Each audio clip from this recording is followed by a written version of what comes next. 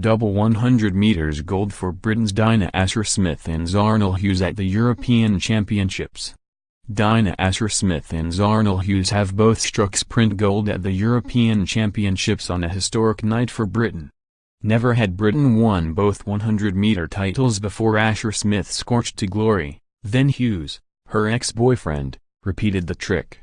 On a red-hot evening in the German capital, Smith smashed her own British record to win in 10.85 seconds. Hughes had to work harder to dispatch fast-finishing team metre scorched, pipping him by 0.01 seconds to snatch the men's title in a time of 9.95. "I am so happy," said Smith after a time good enough to have won the world title in London last summer. "To run a 10.8 in the championships is a big deal. I knew I had it in me and I did everything right. I am so happy to nail it in the final because I know there were so many talented people around me."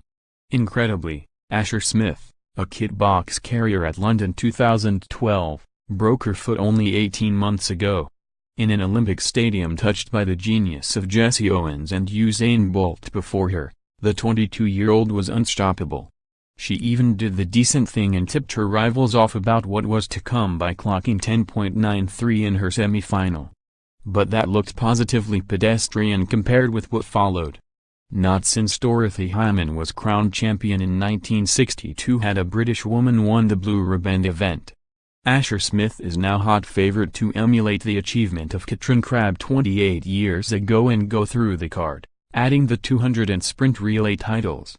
Hughes has looked $1 million all year, despite being shot at during an attempted robbery in January and having a gold medal taken off him at the Commonwealth Games.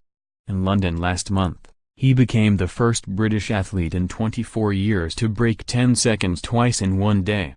And here, as the 10,000 meters finalists kicked off about a lack of bottled water and temperatures topping 32 degrees, he breezed into the showpiece barely breaking sweat.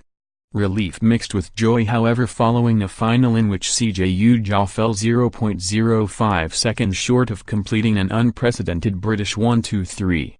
"I felt a bit of cramp so I don't think I could have gone any faster," said Hughes. "But the job is done.